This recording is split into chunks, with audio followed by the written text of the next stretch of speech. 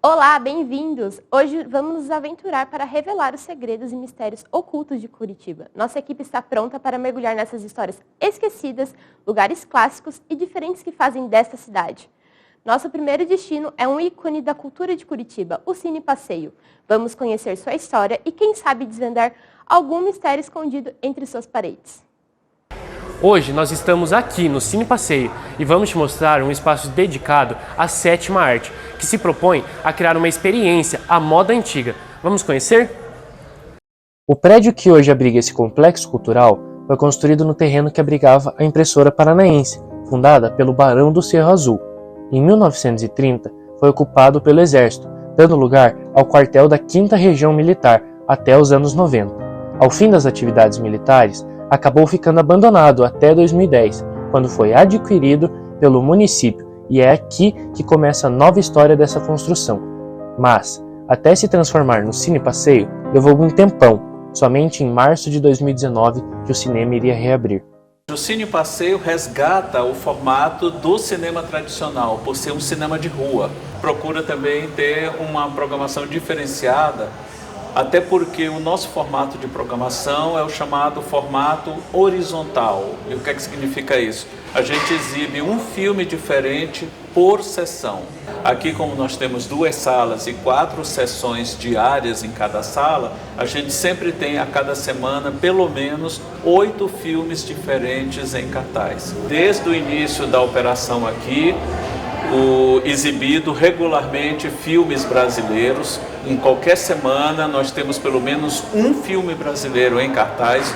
Não falha nunca, nem vai falhar, esse é um dos objetivos. A gente procura oferecer algo a mais. Além da própria experiência de assistir a um filme numa boa sala, a gente promove oficinas, cursos, mostras, sessões comentadas, com a presença do elenco ou de membros da equipe técnica que acompanham o filme com o público e depois conversam sobre o filme. O próprio ambiente aqui é propício para que as pessoas falem sobre cinema antes ou depois do filme. Então tudo isso é um grande diferencial para justamente criar essa cultura de falar sobre cinema, ver filme aqui, discutir o cinema, e todo esse conjunto de ações que a gente desenvolve aqui tem esse objetivo, de transformar esse espaço, com todas as salas que temos aqui, num ambiente para o debate cinematográfico.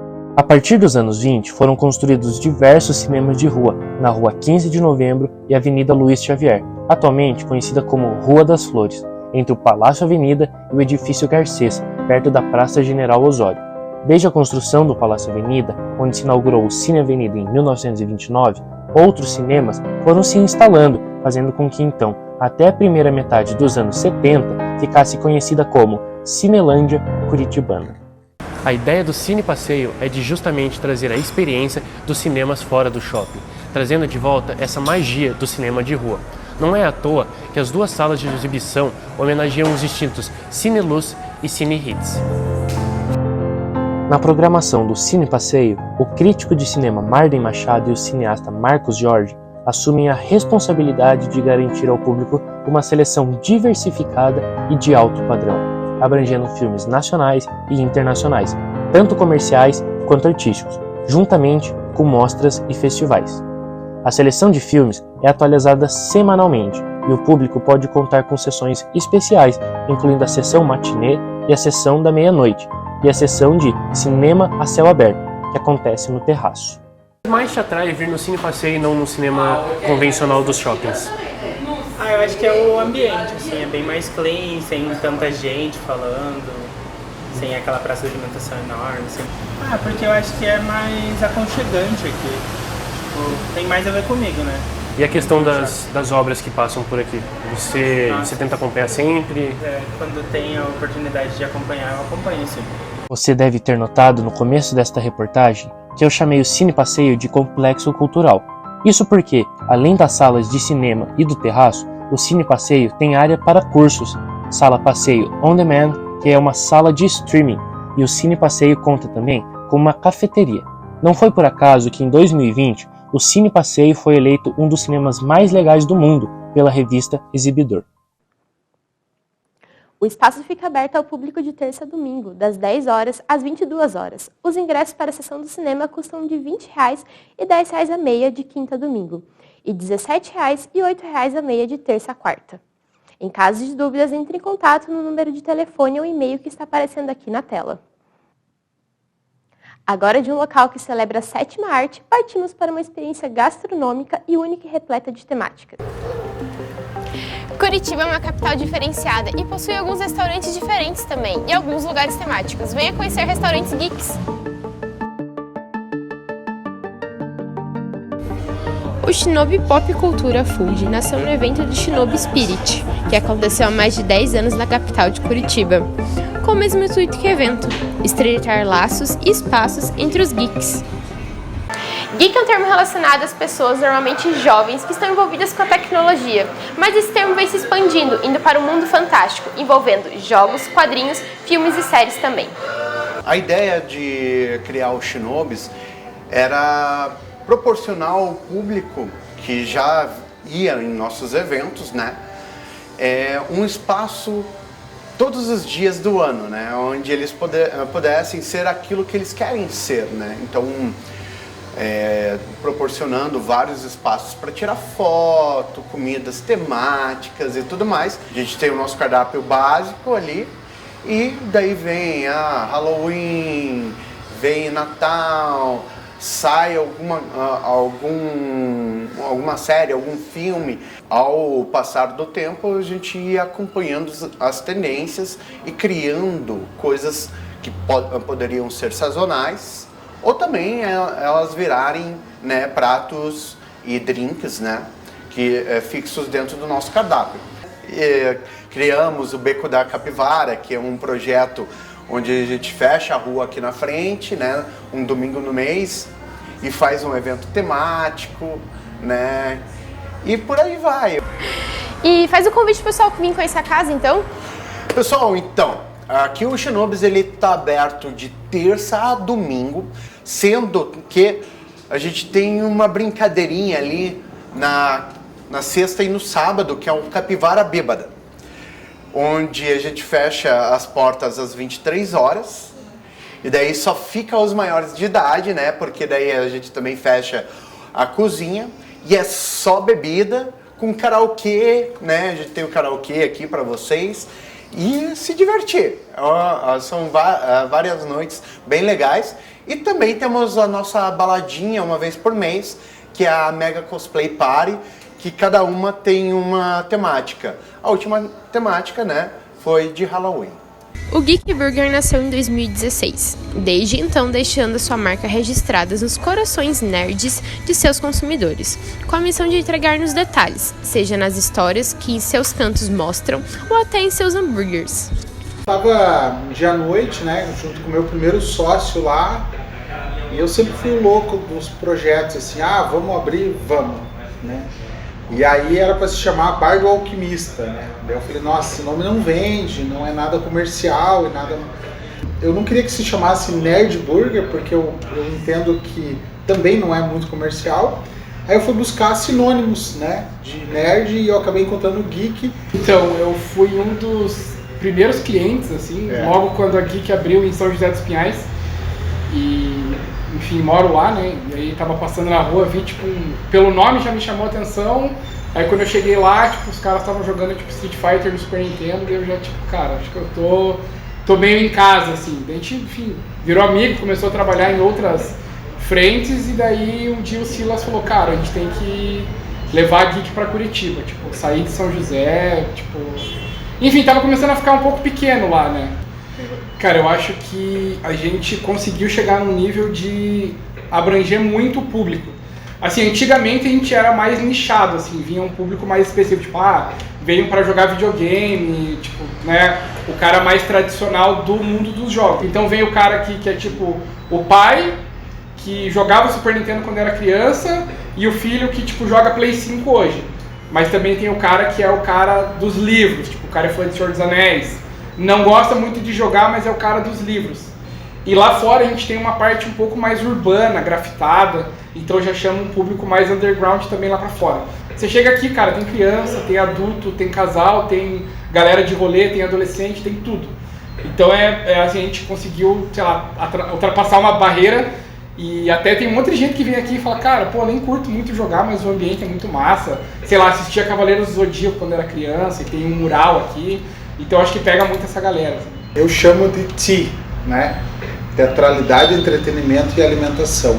Eu acho que a gente conseguiu unificar esses 3 pontos de uma maneira muito assertiva, onde a gente consegue agradar o paladar, a parte de entretenimento, né? E a parte da teatralidade da casa. Essa consciência eu adquiri em 2018, quando eu fui para os Estados Unidos e eu entendi, né, por exemplo, o espírito americano com relação a todos os restaurantes, né? Eles não vão no restaurante simplesmente pela comida. Exige você tem que ter todo um enredo, uma história, uma teatralidade para aquilo ali. Eu me posicionaria dizendo que por conta do TI que a gente consegue ter aí um diferencial bem grande no mercado hoje. Esse foi o nosso quadro, Traz Seu Caneco. Consegue adivinhar qual será o próximo? Uma dica tem a ver com tubos de ônibus. Agora teremos um breve intervalo e já estaremos de volta. Bem-vindos de volta! Agora vamos explorar a vida fascinante do cineasta que deixou sua marca única no mundo do cinema curitibano. Com mais de 5 histórias em sua filmografia e formado em artes cênicas na PUC Paraná, no nosso quadro Jaguara de hoje vamos conhecer o diretor de cinema curitibano, Paulo Biscaia. Eu acho até que eu desenvolvi o desejo por fazer cinema cedo demais, aos 13 anos, depois que eu fiquei obcecado por Caçadores da Arca Perdida e em seguida pela direção do Spielberg pelo filme.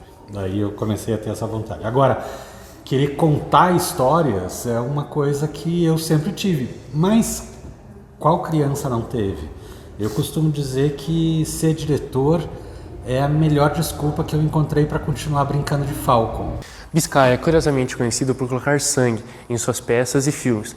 Paulo também é curador do evento Janho no Cine Passeio, evento anual realizado para exibição de filmes nacionais e internacionais, de horror e fantasia.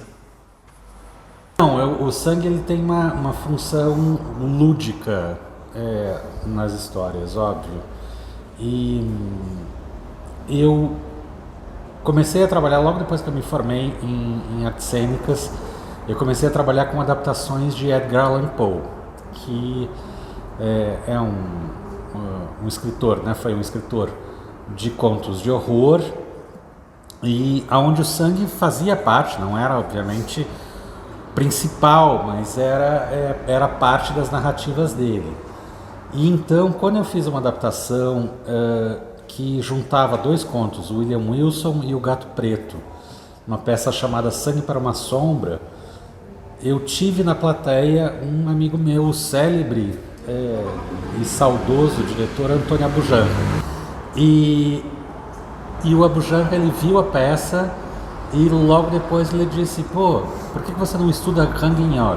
E o Canguinhol, eu não sabia o que era Canguinhol, e acabou virando o tema da minha dissertação de mestrado, que eu fui fazer na Inglaterra no ano seguinte. O Canguinhol foi um teatro de horror que surgiu em Paris desde o final do século XIX até 1962 e se especializou em narrativas sangrentas. Então, a partir da minha pesquisa em torno da estética do Canguinhol, eu fui elaborando outras narrativas, tendo a Vigor Mortis como esse espaço para fazer essas investigações, experimentações e brincadeiras, por que não? O cineasta afirma que não seria nada além de diretor.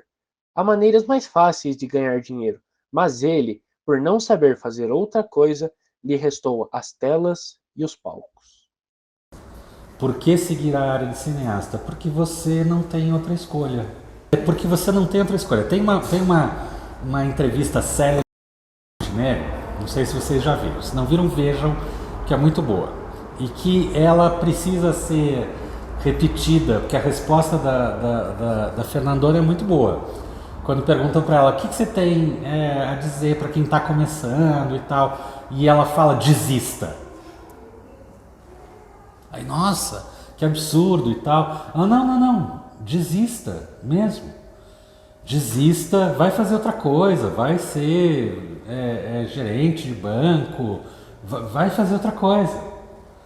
Tem muita gente querendo fazer isso, vai fazer outra coisa. Agora, se depois de você desistir, você perceber que você não consegue sobreviver com você mesma sem estar fazendo isso, aí volte.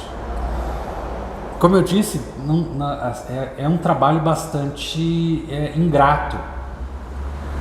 E a gente tem que equilibrar como a gente vai tratar isso como um trabalho mesmo, que vai pagar as contas de casa, que vai pagar a luz, a água, a internet, o telefone, tudo, da escola da minha filha. Mas ao mesmo tempo saber que acima de tudo isso é uma vocação única. Tem uma peça que eu escrevi anos atrás chamada Graphic e é uma peça que falava sobre 3 desenhistas, artistas que desenhavam, e um deles gostava bastante de quadrinho e tal, e tinha uma frase naquela peça onde eu coloquei um pouco dessa resposta à pergunta que você fez, sobre como lidar, né, com esse desejo de fazer, ou a vocação, sei lá o que. Onde uma outra personagem perguntava para ele, você gosta de quadrinhos, você gosta de desenhar, né? E ele respondia, gostar não é bem a palavra, é meio que a única coisa que eu sei fazer. Se você reconhece que essa, como eu reconheço, é a única forma que eu tenho de ser útil à sociedade. Se me botarem para ser médico dentista, eu vou ser um péssimo médico dentista. Se me botarem para ser advogado, eu vou ser um péssimo advogado. Eu não tenho como ser útil à sociedade verdadeiramente de outra forma que não contando histórias. Se você reconhecer que essa é a única forma de você conseguir viver consigo mesmo, aí continue. Se não, vai fazer outra coisa. Tem outras maneiras bem mais fáceis de você pagar as contas. O Paulo é ótimo, né, gente? Vão conhecer seus trabalhos. Após mergulharmos no mundo do renomeado cineasta Paulo Biscaia, continuaremos nessa jornada explorando um capítulo de grande significado e representatividade na história de Curitiba. Lata d'água na cabeça, lá vai Maria, lá vai Maria. Estamos aqui na Praça José Borges de Macedo, atrás do Paço da Liberdade, para mostrar um símbolo de história e cultura de Curitiba. Vocês sabem me dizer que estátua é aquela? Não. Não, hoje não conheço. Conheço porque eu trabalho aqui há 40 anos. Uma mulher negra subindo o morro com uma lata de água na cabeça. Cena comum na década de 40 no Rio de Janeiro. E foi no Rio de Janeiro que o artista da obra, Herbert Stencil, estudava escultura. E foi lá que ele conheceu a musa inspiradora dessa obra, a Emerenciana. Conhecida na cidade por Maria Lata d'Água, Emerenciana era uma mulher negra formada em escultura no ano de 1959, na antiga Escola Nacional de Belas Artes, mesma instituição onde conheceu e inspirou Herbert Stencil. Emerenciana, conhecida artisticamente por Anita Cardoso Neves, nasceu no Rio de Janeiro em 14 de março de 1918. A estátua foi inaugurada dia 15 de maio de 1996. Em sua base está escrito Maria Lata d'Água. Porém, não tem nenhuma informação da mulher que a inspirou, somente o nome da obra. Sobe o morro, não se cansa, pela mão leva a criança, lá vai Maria. Obrigada pela companhia e até a próxima.